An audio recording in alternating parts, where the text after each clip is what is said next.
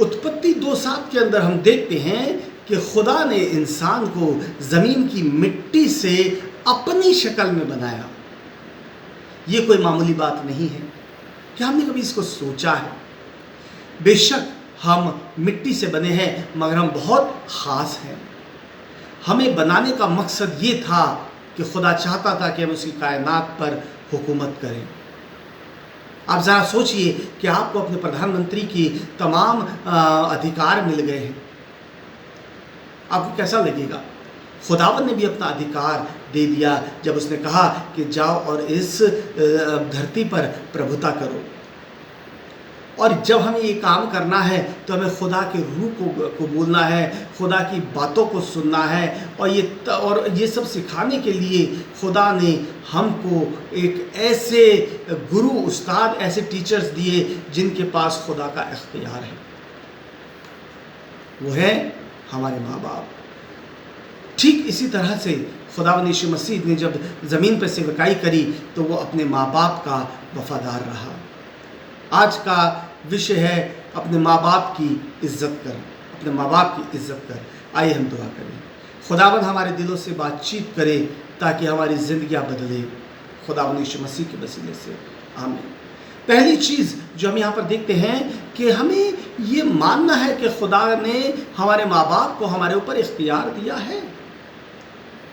हमें खुदा के पीछे चलने के लिए उसके रास्ते पता होने चाहिए, और ये रास्ते हमें तब पता लगते हैं जब हमारे माँ बाप हमको सिखाते हैं। व्यवस्था विवरण 6 बाब वो बताता है हमको कि खुदा ने माँ बाप को ये हुक्म दिया कि अपनी औलादों को वो सिखाएं। यानी कि माँ बाप शायद हो सकता है कम पढ़े लिखे भी हों, मगर उनका इख्तियार खुदा की तरफ से है। अगर हम उनको नहीं कबूल रहे तो हम उस खुदा को नहीं कबूलते जिसने उनको ये इख्तियार दिया है। साथ ही साथ हम दूसरी बात जो यहाँ पर देखते हैं कि अपने माँ बाप की इज्जत कर। 5वां हुक्म, 10 में से 5वां हुक्म जो कि निर्गमन 20:12 के अंदर देखने को मिलता है, वहाँ लिखा हुआ है अपने माँ बाप की इज्जत कर ताकि इससे तेरी जो ज़मीन खुदा तुझे देगा उसमें तू बहुत दिन तक रहेगा। यानी कि तेरी लंबी उम्र होगी, तुझे बरकतें मिलेंगी, तू ज़िंदगी का लुत्फ़ उठाएगा। और ना सिर्फ यही बल्कि 10 हुक्म में से ये 5वां हुक्म है कि बीच का हुक्म है। बाकी सारे हुक्म इसके ऊपर रेस्ट कर रहे हैं, इसी से जुड़े हुए हैं।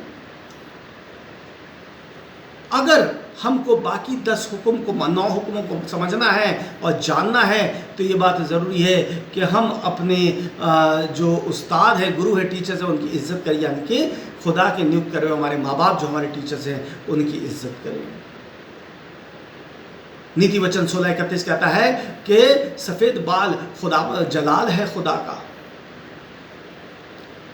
लेव व्यवस्था 19:32 के अंदर लिखा हुआ है कि जब किसी बुजुर्ग को देखे तो तू उठ के खड़ा हो, उसकी इज्जत कर। इफिसियों 6:1 के अंदर लिखा हुआ है बच्चे अपने माँ बाप के हुक्मों को माने क्योंकि ये भला है।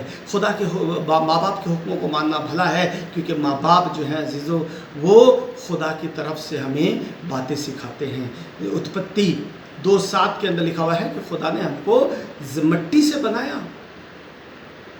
हम मिट्टी के बने हुए हैं मगर बहुत ख़ास हैं। इस बात के लिए हमें खुदा का वफ़ादार होना है, दीन होना है कि इतने हम नालायक होने के बाद भी खुदा हमें इतनी प्यार करता है और इतना इज्जत देता है।